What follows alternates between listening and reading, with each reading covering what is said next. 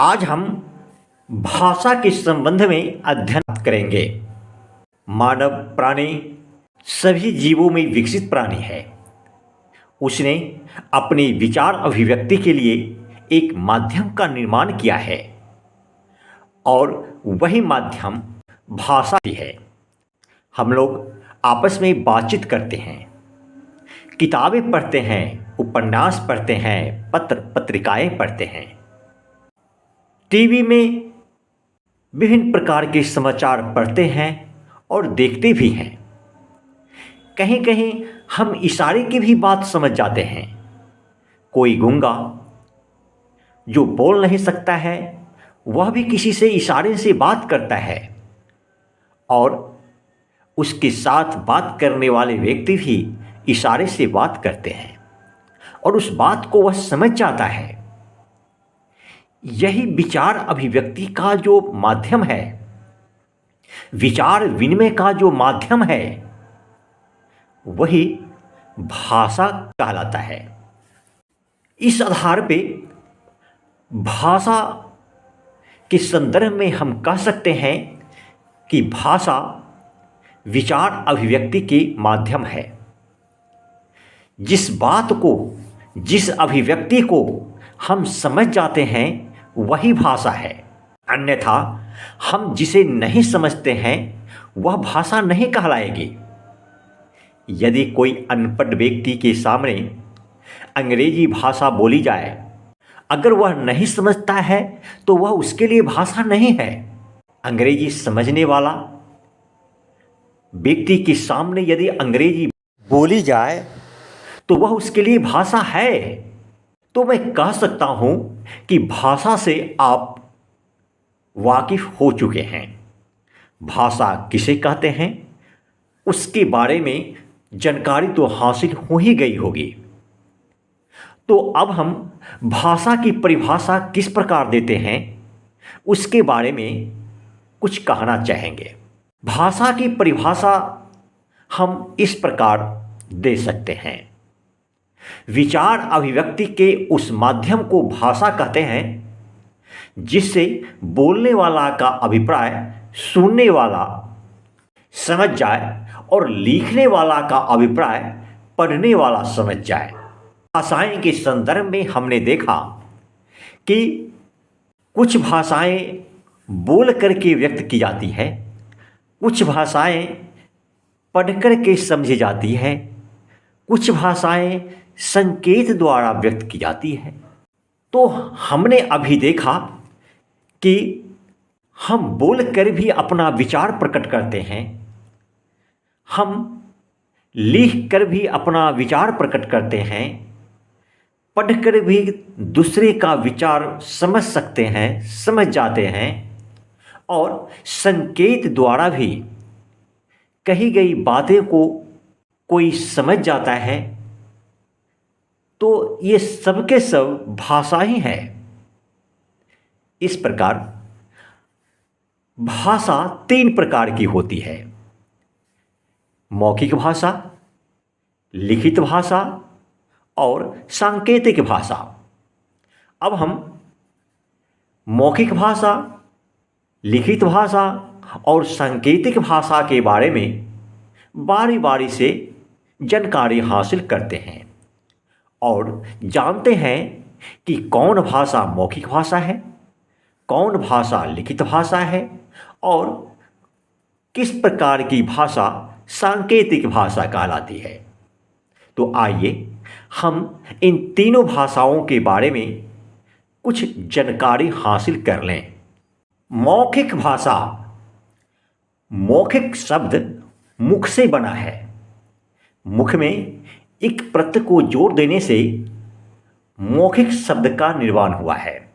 अर्थात मुख यानी मुख से बोल करके हम अपना विचार यदि प्रकट करते हैं और अगला व्यक्ति उस बात को समझ जाता है तो वह मौखिक भाषा कहलाती है। जैसे कोई व्यक्ति यदि भाषण देता है और उस भाषण को सुनने वाला समझ जाता है तो समझने वालों के लिए भाषण वह भाषा है। संवाद व्यक्त करने वाले की बातें जो व्यक्ति समझ जाता है उसके लिए वह संवाद भी भाषा है। कोई किस्सा कहानी कहने वालों की बातें यदि सुनने वाला समझ जाता है तो वह भी उसके लिए भाषा है। कोई चिल्ला रहा है या गाली गलौज कर रहा है, यदि उसकी बातें कोई समझ रहा है तो वह भी उसके लिए भाषा है। किंतु ध्यान दीजिए, यदि कोई व्यक्ति कुछ बोल रहा है, अगर अगला व्यक्ति उस बात को नहीं समझता है तो सुनने वालों के लिए वह भाषा नहीं है। भले ही बोलने वालों के लिए वह भाषा हो सकती है, किंतु उस भाषा का क्या प्रयोजन जिस भाषा को अगला व्यक्ति समझ नहीं पाता है। इसीलिए शिष्ट जनों को चाहिए कि जो व्यक्ति जिस ढंग की भाषा समझ सकता है उसकी समक्ष वैसे ही भाषा का प्रयोग करें। ऐसा नहीं कि अगला कुछ नहीं समझ रहा है और हम बोलते जा रहे हैं तो मेरा बोलना मेरी बेवकूफ़ी कहलाएगी। समझने वाला नहीं समझता है वह तो उसमें कमी है, किंतु उससे ज़्यादा कमी उस व्यक्ति में है जो यह जानते हुए कि वह कुछ नहीं समझ पा रहा है फिर भी उसके सामने उस भाषा का प्रयोग करता है। खैर, इन बातों को छोड़िए, हम मौखिक भाषा के संबंध में जानना चाह रहे थे। मौखिक भाषा की परिभाषा इस प्रकार भी दे सकते हैं। विचार अभिव्यक्ति के उस माध्यम को मौखिक भाषा कहते हैं जिसमें कोई वक्ता अपने मुख से बोलकर अपना विचार प्रकट करता है, जैसे भाषण, संवाद आदि। भाषा का दूसरा भेद है लिखित भाषा। लिखित लिखना से बना है। यदि कोई व्यक्ति अपना विचार लिपिबद्ध कर देता है अर्थात लिख देता है और लिखकर अपना विचार प्रकट करता है तो वह लिखित भाषा कहलाएगी। लिखित भाषा में कोई भी विचार किसी पट पे लिखा जाता है, चाहे वह संपादक का विचार हो, चाहे किसी लेखक का विचार हो, चाहे किसी कवि का विचार हो, चाहे किसी राजनेता और नेताओं का विचार हो। यदि अपना विचार किसी पट पर लिखकर प्रकट किया जाता है तो वह लिखित भाषा कहलाएगी। जैसे कोई भी किताबें, पत्र पत्रिकाएं सबके सब लिखित भाषा के उदाहरण हैं। लिखित भाषा की परिभाषा हम इस प्रकार दे सकते हैं। विचार अभिव्यक्ति के उस माध्यम को लिखित भाषा कहते हैं जिसमें कोई व्यक्ति लिखकर अपना विचार प्रकट करता है, जैसे रामायण, महाभारत, पत्र पत्रिकाएं, कहानी की किताबें, उपन्यास की किताबें वगैरह वगैरह। ये सब के सब लिखित भाषा का उदाहरण है। हमने अभी अभी कहा कि कोई भी व्यक्ति जब अपना विचार किसी पट पे लिपिबद्ध करते हैं तो वह लिखित भाषा कहलाती है। यहाँ पर एक शब्द आया है लिपि, तो हम यह भी जानना चाहेंगे कि लिपि क्या है। लिपि जब किसी भाषा को किसी चिन्ह द्वारा व्यक्त किया जाता है तो वह लिखित भाषा कहलाता है। जैसे हिंदी की लिपि देवनागरी है, अंग्रेजी की लिपि रोमन है। इस प्रकार भिन्न भिन्न भाषाओं की अपनी अपनी लिपि है। अब हम सांकेतिक भाषा के बारे में कुछ जानकारी हासिल कर लेते हैं। सांकेतिक संकेत शब्द से बना है। संकेत का तात्पर्य है इशारा।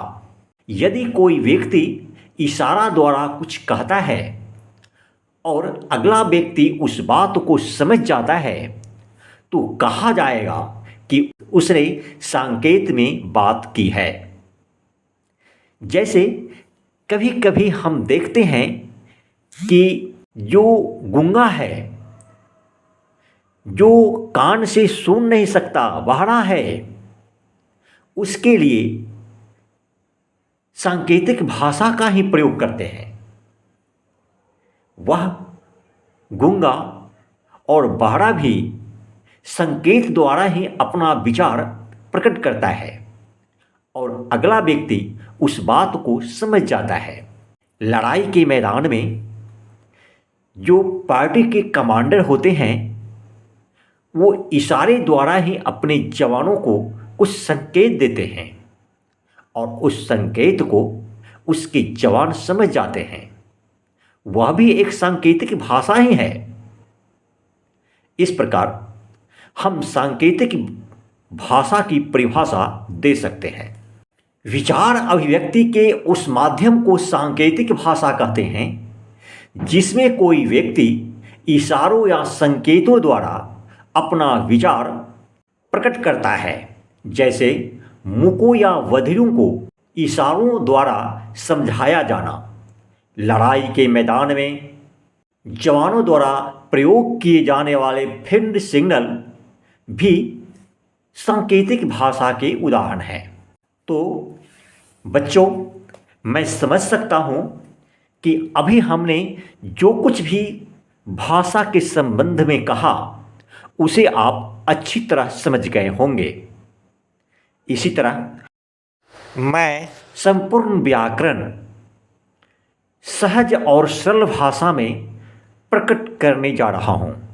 यदि आप इसे संतुष्ट हों तो हमारे चैनल SK यूनिक स्कूल को सब्सक्राइब करें, अपने साथियों में शेयर करें और इससे लाभ उठावें। मैं कहना चाहूँगा कि यदि आप इसमें से कुछ नहीं समझ पाए होंगे तो कमेंट बॉक्स में अवश्य लिखेंगे। मैं निःशुल्क शिक्षा, संपूर्ण व्याकरण सहज एवं सरल भाषा में प्रस्तुत करूँगा और मेरा प्रयास रहेगा कि आप जिस तरह से भी समझ सकें हम समझाएंगे। यदि आप मेरे इस परिश्रम को सार्थक करते हैं तो मैं कृतज्ञ हूँ। धन्यवाद।